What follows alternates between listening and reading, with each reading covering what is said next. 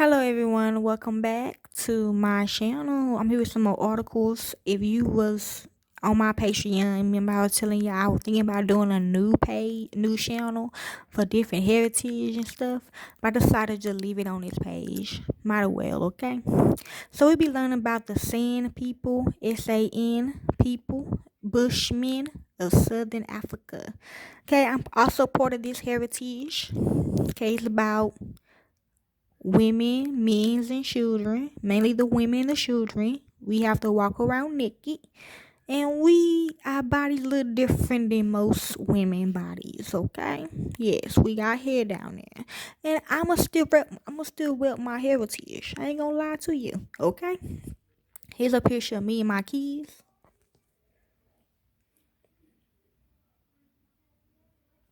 So let's begin. And you should know Mary started it, the KKK. They do like us to be naked. Okay? The San peoples also San or Bushmen are the members of any of the Indonesian hunter-gatherer cultures of southern Africa and the oldest surviving cultures of the region. They are thought to have diverged from other humans 100,000 to 200,000 years ago. Their recent ancestral territory spans Botswana, Namibia, Angola, Zimbabwe, Zambia, Lesotho, and South Africa. The San people and their ancestors spoke languages of the Ko, Tu, and Kas language families and can be defined as a people only in contrast to neighboring pastoralists such as Carrico and descendants of most recent waves of immigrants such as the Bantu, Europeans, and South Asians. In 2017, Botswana was home to approximately 63,500,000 San, making the country with the highest proportion of San people at 2.8%. 71,201 San people was immigrated in Namibia in 2023, making the country with the second highest proportion of San people at 2.4. Definition: the term "San" comes from the Carrico language, which has a long vowel and is spelled "San".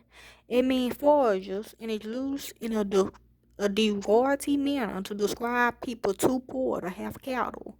True, based on a hunter-gatherer lifestyle, the term had been applied to speakers of three distinct language families living between the Okavango River in Botswana and Etosha National Park in northwestern Namibia, extending up into southern Anglo-Central peoples most of Namibia and Botswana, extending into Zambia and Zimbabwe, and the southern people in the central corridor towards the Molopo River, who together with the Carrico are the last remnants of the previous extensive Indonesian peoples of southern Africa.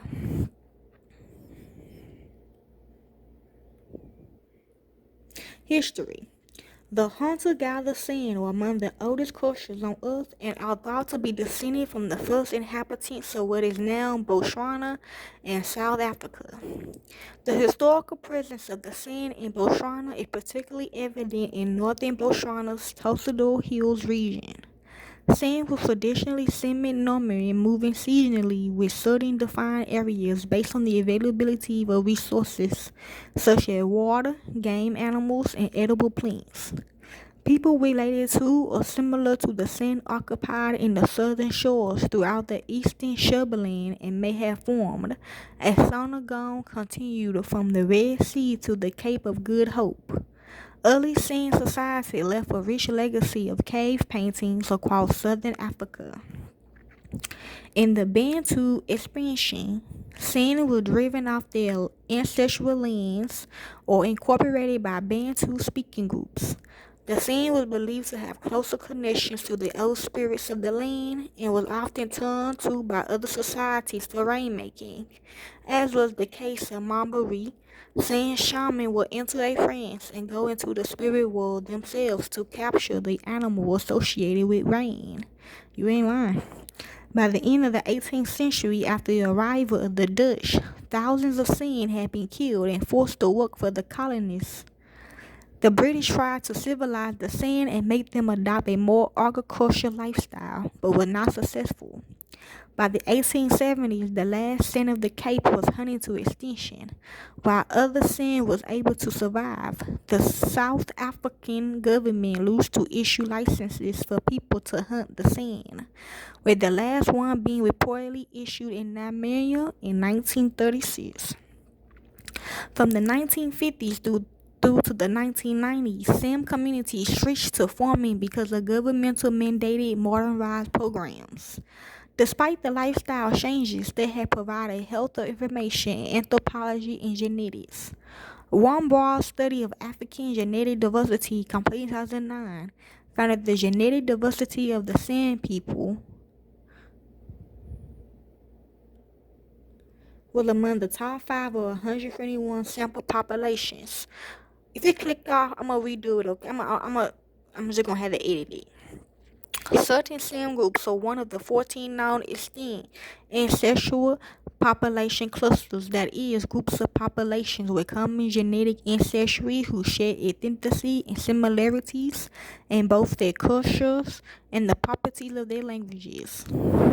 Despite some positive aspects of government development programs reported by members of San and Bagua communities in Botswana, many have spoken of a constant sense of inclusion for government decision-making processes, and many San and Bagua had alleged experienced ethnic discrimination on the part of the government. The United States Department of State described ongoing discrimination against San or Botswana people in Botswana, in 2013 as the principal human rights concern of that country. Okay, the Society of the San Bush People. The San kinship system reflects their history as traditionally small, mobile foraging bands.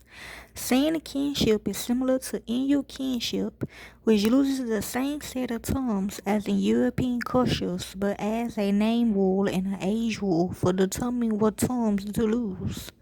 The age rule resolves any confusion arising from kinship terms, as the older of two people always decides what to call the younger. Relative few names circulates, approximately 35 names per sex, and each child is named after a grandparent or another relative, but never their parents.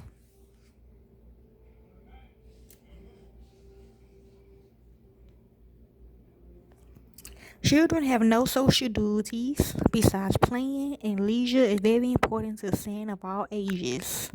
Large amounts of time are spent in conversation, joking, music, and sacred dances. So 6. Women may be leaders of their own family groups. They may also make important family and group decisions and claim ownership of water holes and foraging areas. So showers. Women are mainly involved in the gathering of food, but sometimes also partake in hunting, food. Water is important in San life. Food, they can't be funny. Doing, you hear that all the time. I mean, yeah, of course. Even if you don't have hair down there, you gotta definitely clean that. Okay, you hear me? During long droughts, they make looser sip wells in order to collect water. To make a sip well, a sand scrapes a deep hole where the sand is damped and inserts a long hollow grass stem into an hole. An empty oyster egg is used to collect the water. Water is sucked into the straw from the sand into the mouth and then travels down another straw into the ostrich egg. Traditionally, the San was an Atlantic society. Although they had herds and chiefs, their authority was limited. The San made decisions among themselves by censuses, with women treated as relative equals in decision making. Sam economy was a gift economy based on giving each other gifts regularly rather than on trading or purchasing goods and services. Preparing poison arrows. Okay. As of 1994, about 95% of San relationships were monogamous. I guess that's 1%. I don't know. Shit. Villages ranges in sturdiness from nightly rain shelters in the warm spring when people move constantly in search of budding greens to formalize rains wettings. People congregate in the dry season around permanent water holes. Early spring is the hottest season, a hot, dry period following the cool, dry winter. Most plants still are dead or dormant, and supplies of autumn nuts are exhausted. Meat is particularly important in the dry months when wildlife cannot range far from the receding waters.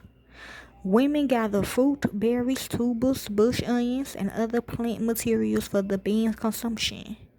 Oyster eggs are gathered in the empty shells of loose and water containers. Insects provide perhaps 10% of animal protein consumed more often during the dry season. Depending on location, the salmon consume 18 to 104 species, including grasshoppers, beetles, caterpillars, moths, butterflies, and termites. Women's traditional gathering gear is simple and effective. A high sling, a blanket, a cloak called a car cross to carry food, firewood, smaller bags, a digging stick, and perhaps a smaller version of the crosswalks to carry a baby. Men and presumably women, when they accompany them, hunt in long, laborious fracking excursions. They kill their game, which is the animals, losing bows and arrows and spears tipped in defrotartin, a slow-acting arrow poison produced by beetle larvae or the genus Differentiae. Early history. A set of tools almost identical to that used by the modern sand and dating to 4200,000 BC were discovered at Barter Cave in Coronado 2012. 2016, what is thought to be the world's oldest ritual is interpreted as evidence which made the sand culture the oldest still practiced culture today. Historical evidence shows that certain sand communities have always lived in the desert regions of the Kalahari. However, eventually nearly all other sand communities in southern Africa was forced into this region.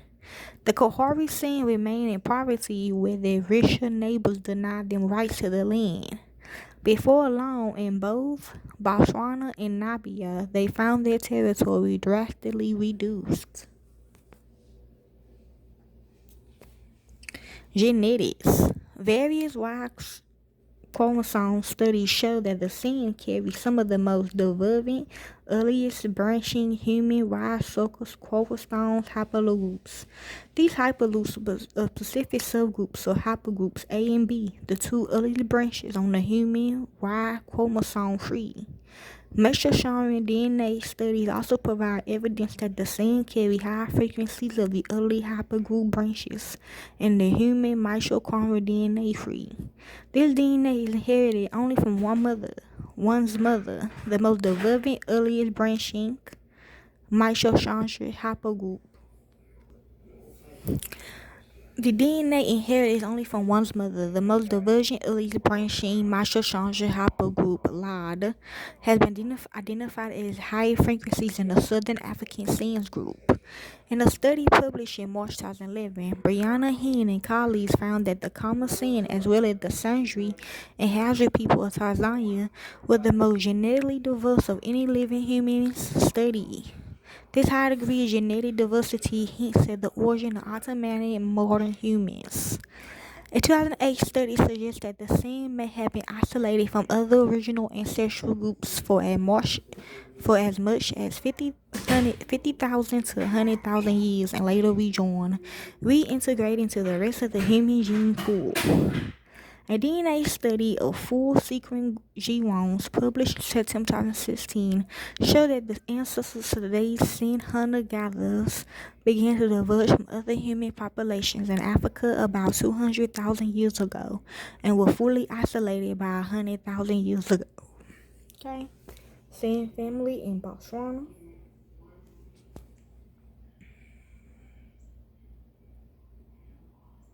Okay, and that's all they want me to talk about. Okay, I'm gonna do the film and music. A 1969 film, Lost in the Desert, features a small boy stranded in the desert who encounters a group of wandering sand. They help him and then abandon him as a result of misunderstanding created by the lack of a common language and culture. The film was directed by Jane Usher, who returned to the scene a decade later with The Gods Must Be Crazy, which proved to be an international hit. This comedy portrays a Kahori Sin group first encounter with an artifact from the outside world, a Coca-Cola bottle. By the time the movie was made, The conch had recently been forced into sanctuary villages. It's called the Golden Child, and the son hired as actors was confused by the instructions to act out inaccurate accusations that they almost abandoning hunting and gathering life. He by David Matthew Benn was written as an evocation of the music and culture of the scene. In the story told to the Radio City audience, an edited version of which appears on the DVD version of Live at Radio City, Matthew recalls hearing the music of the scene, and upon asking his guide what the words to their songs were, being told that there are no words to these songs, because these songs we've been singing since before people had words. He goes on to describe this song as a homage to meeting the most advantaged people on the planet. And the memorials. In Peter Darwin's biography, when a crocodile eats the sun, he mentions his time spent with the sun for an assignment. His title comes from the sun's belief that a solar eclipse occurs when a crocodile eats the sun. Well, okay then. And that's more into the San people Bushman of Southern Africa. Enjoy.